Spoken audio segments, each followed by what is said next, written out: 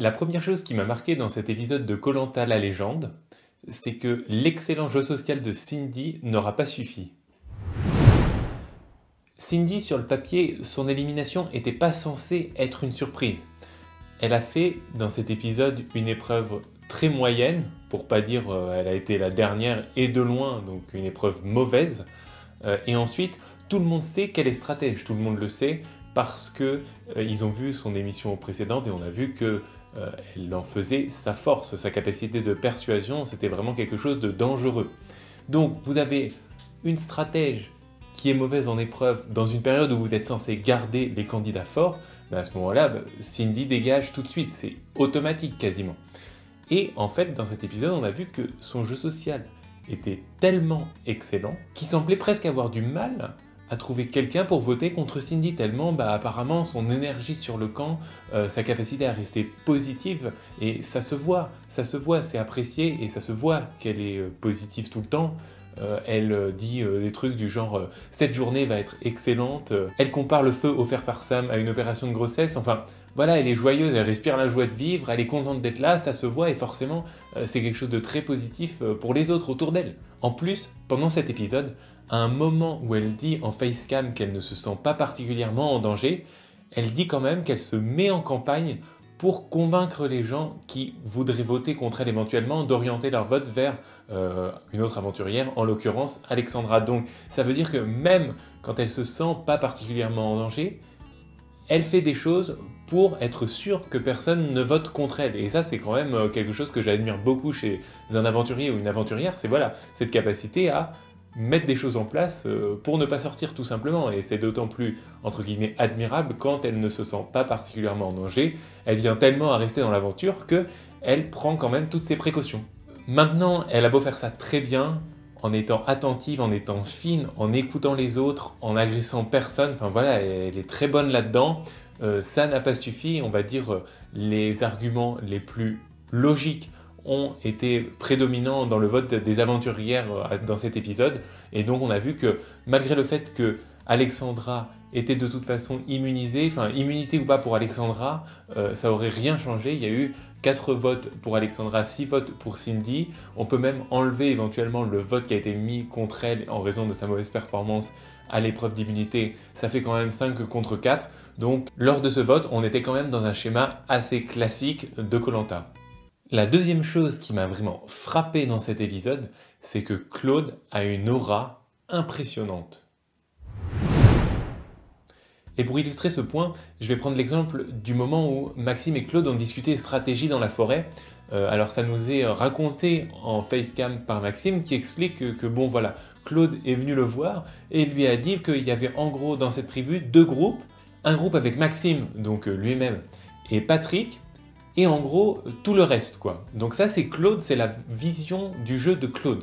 Et il y a quand même plein de choses qui sont assez extraordinaires dans cet échange. D'une part, Claude explique concrètement sa stratégie à Maxime quoi. Il explique calmement à Maxime que bon voilà, il y a une stratégie qui est en cours, t'es pas dedans quoi. Voilà. Ensuite, ce qui est implicite derrière, c'est que bon je suis bien prêt à voter contre toi. Donc pareil, Claude peut se permettre d'une part d'expliquer ses stratégies comme ça aux gens qui sont pas dedans sans pression, et en plus de dire implicitement à quelqu'un, voilà, j'ai l'intention de voter contre toi, mais bon, c'est Claude, ça passe. Et enfin, le plus gros, c'est que quand Patrick essaye de faire une stratégie parallèle, pareil, au calme, il joue carte sur table, il prend pas vraiment de précautions, il arrive, il va voir Patrick et puis il lui dit j'ai entendu dire que t'essayais de faire une stratégie parallèle, qu'est-ce que c'est que cette histoire? Pourquoi je suis pas au courant quoi? Je dois savoir ce qui se passe sur cette île. Donc le mec, il est chez lui, c'est assez incroyable quoi, les trucs qu'il peut se permettre, même Patrick disait c'est pas très malin d'être venu me voir pour me demander ça, enfin voilà, de jouer de manière aussi ouverte. Mais en fait, ça pose aucun problème, il fait ce qu'il veut, en fait, il est chez lui, Claude. Et pourtant, Patrick, c'est un sacré client. C'est vrai que voir Patrick en difficulté dès le début de l'aventure, ça rappelle en fait certaines aventures de koh où souvent les premiers aventuriers qui sont en difficulté, c'est un vote un peu qui s'impose, comme disait, je crois, Cindy, bon bah ils font un peu de tampon, on se demande un peu ce qu'ils font là, et ils font pas grand chose pour se sauver, bon ils acceptent de la fatalité, et ça fait vraiment contraste, et c'est là qu'on peut voir le niveau qu'il y a cette année, avec ce qu'est capable de mettre Patrick en place pour se sauver. Ça n'a rien à voir. Patrick, il a fait 3 choses pour se sauver. La première chose qu'il ait faite, c'est de faire courir le bruit qu'il avait le collier. Ça, c'était le truc le plus simple. Il l'a cherché, il n'a pas pu le trouver, mais il a une histoire. Tout le monde le connaît, tout le monde sait qu'il est très fort pour ça.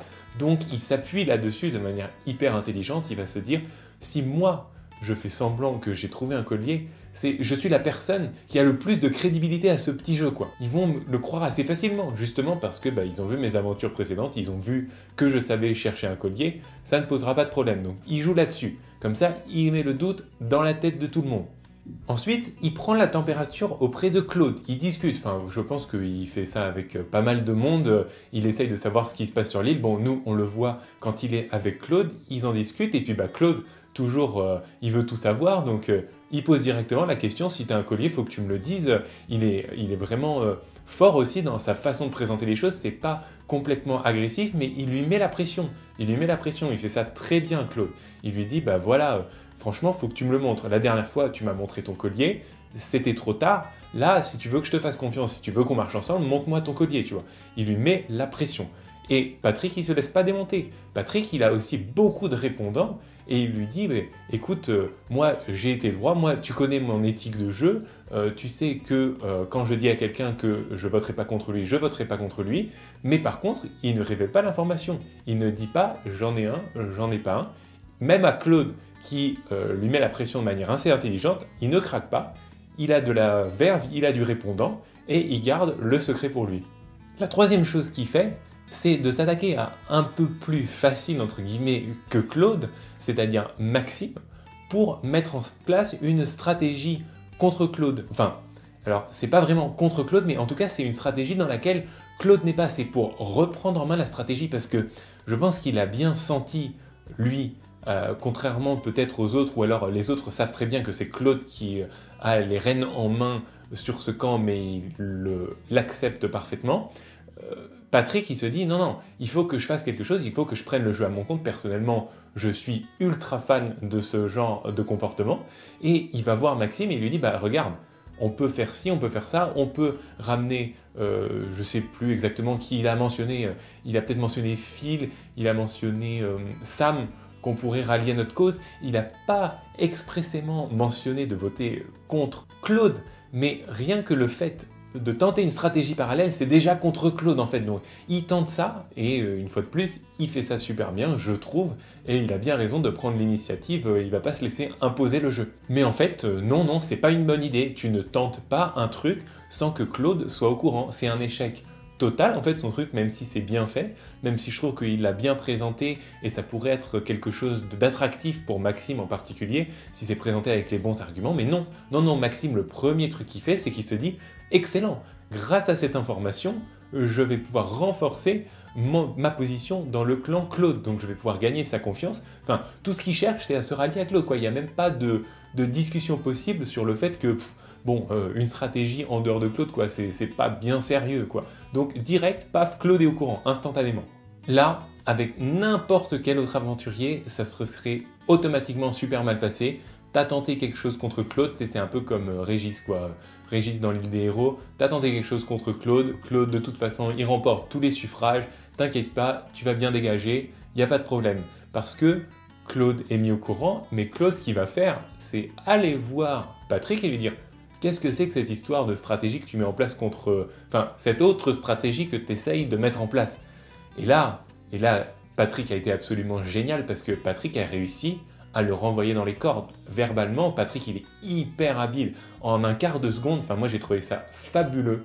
C'était absolument génial, parce que je me suis dit, mais comment il va s'en tirer? Mais il a un aplomb extraordinaire, parce qu'il le dit, j'ai été cramé. Il le dit lui-même qu'il a été cramé, mais pour un mec cramé, il répond avec une assurance, c'est limite s'il ne l'a pas attaqué.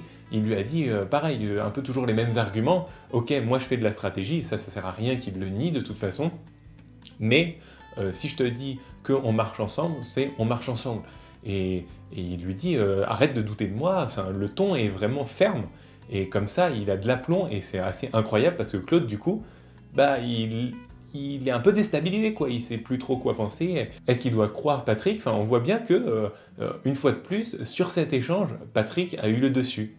Maintenant, ça suffit pas, quoi. En particulier, en raison de cette réputation de stratège que Patrick a, il n'y a pas vraiment besoin que Claude donne l'impulsion pour que les gens votent contre Patrick. En fait, vous avez pas mal d'aventuriers qui de toute façon n'aiment pas trop la stratégie, ne comprennent pas grand-chose à la stratégie, à commencer par Sam et Théoura.